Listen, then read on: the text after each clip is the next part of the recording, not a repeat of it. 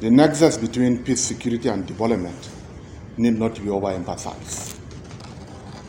Once there is no peace, there is no security. Once there is no security, there is no development. But we should also have to understand the root causes of the insurgency, which are not limited to endemic poverty, pervasive illiteracy, high social inequality, poor economic infrastructure, poor social infrastructure, environmental degradation, climate change, drug abuse, among others. Until we address these root causes, we'll not get it right. Politics is the way people living in groups make decisions. Here in Nigeria, the type of political system that we are having is democracy, a form of government in which people choose leaders by voting. But let us also understand that security is everybody's business. The role of the community, and indeed that of the subnational government in ensuring peace and stability of the nation need not to be overemphasized. This is very important. If we continue to deceive ourselves by politics, that security is one-man business, I think we are not getting it right. As a governor, you have to be on ground in your home state to bring lasting peace and security in your own region.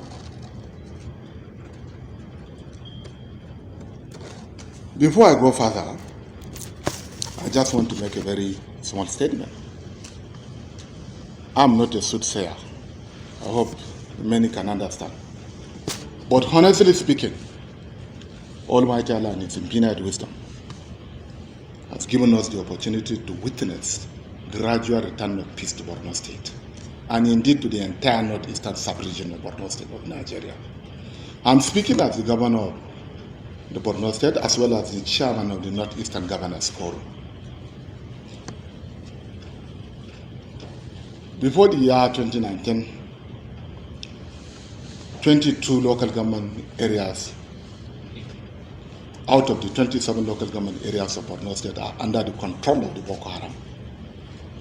But honestly speaking, now we have started witnessing gradual return of peace to Borno State, to the northeast. Notwithstanding some of the challenges we are having in other parts of the country, and I do hope that we shall work together in ensuring that peace returns to other parts of the country. But let us examine some few issues.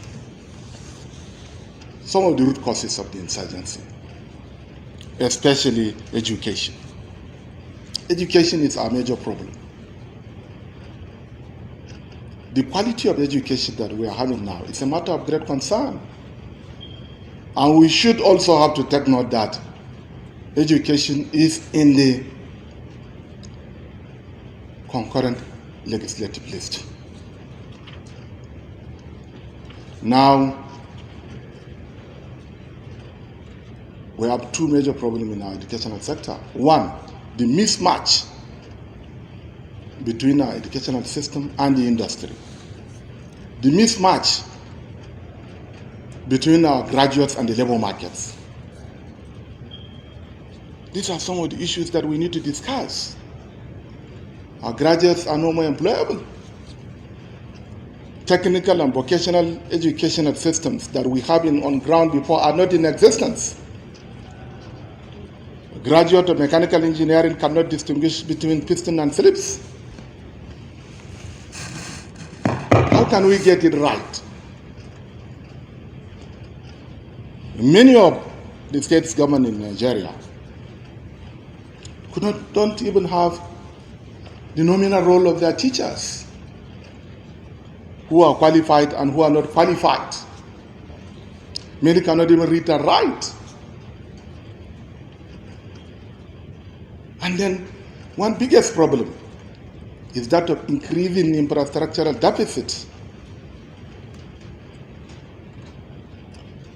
population expansion. And I think these are some issues that have been compounded over a long period of time.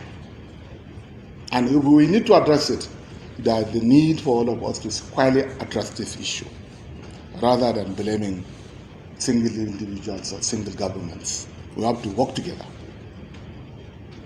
And we have to start it at home.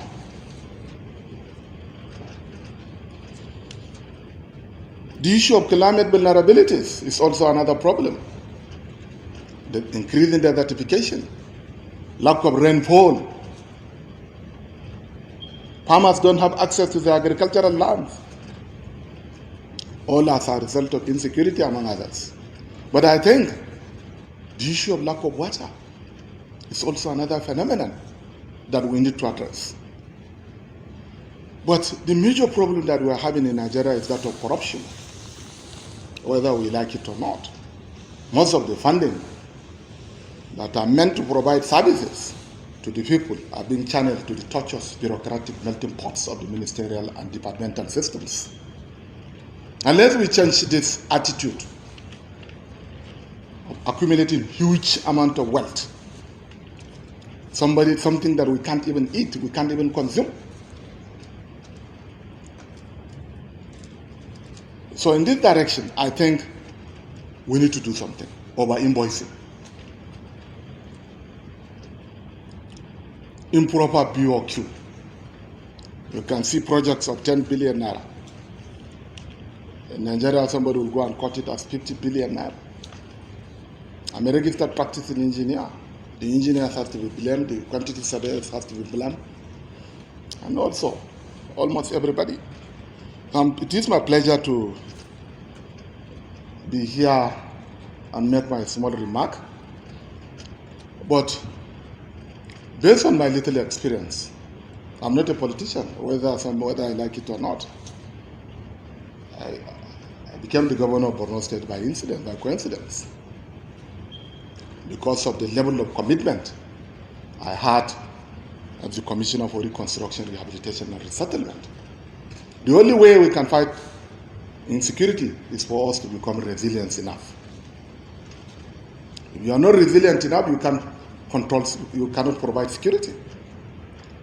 And the issue of good governance is a critical thing, both at the national as well as the sub-national government.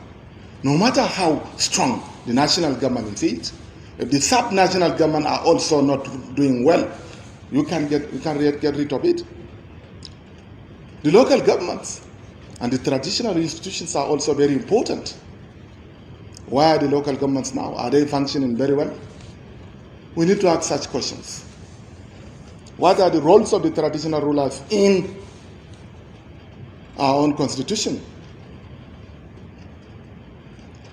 So the few remarks that I want to make is that as we are now coming closer to the 2023 election, for me, it's not important. Honestly speaking, it's not important. I'm not looking for any position. I never dreamt to be the governor of Borno State. And I'm not willing to aspire to any higher position. But as a Muslim, I should always pray for the best. What we should look into, we have to look into the possibility of selecting good leaders, whether we like it or not. How? That remains a very big question.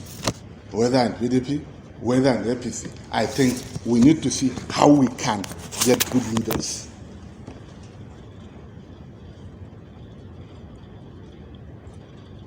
Can we now copy the China model? China model of election is selection versus election based on competences model. Can we sit down and select those people that are competent enough to rule Nigeria in both political parties, irrespective of their inclination, so that the opportunities could be given to them, for them to rule this nation? Otherwise, we allow tribalism, nepotism, among others, to talk about what we need to do in real sense, that will be another problem. We should have to work together as an indivisible element to move forward. I'm very happy to hear from the former head of state. We have to come together. What matters is the future of Nigeria. We have to think about sustainable development. Our major problem is that we are not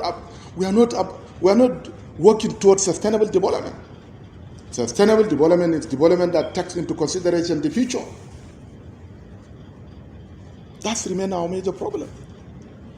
Before then, in the last 20 years or 30 years, what is the population of Nigeria? The population of Nigeria is growing in a quick geometrical ratio. And therefore, government should do something to ensure that infrastructures are provided, that are to be provided, should take care of the future development. Now, population has grown, and the numbers of schools are inadequate because of improper planning. Employment opportunities are not there because everybody is looking for white-collar jobs. Our graduates are not employable because what we were taught in the universities are no more relevant enough to provide gainful employment, because the type of equipment that we have in our universities are obsolete enough. How can we move forward? I'm much younger than most of the politicians in Nigeria. My prayer is that we should put heads together to move the country forward, not to the benefit of our selfish, not to our selfish interests, but for the benefit of the future. On this remark, I wish to express my profound gratitude to the organizers of this event for giving me this opportunity to express my sincere view about politics, insecurity, and development and economy in Nigeria. The nexus between peace, security, and development cannot be overemphasized. While we are trying to address the problem of insecurity, we have to look into some key issues, which is this socio-political dimensions of this crisis has to be addressed first and foremost before getting rid of the problem. Thank you very much for listening to me.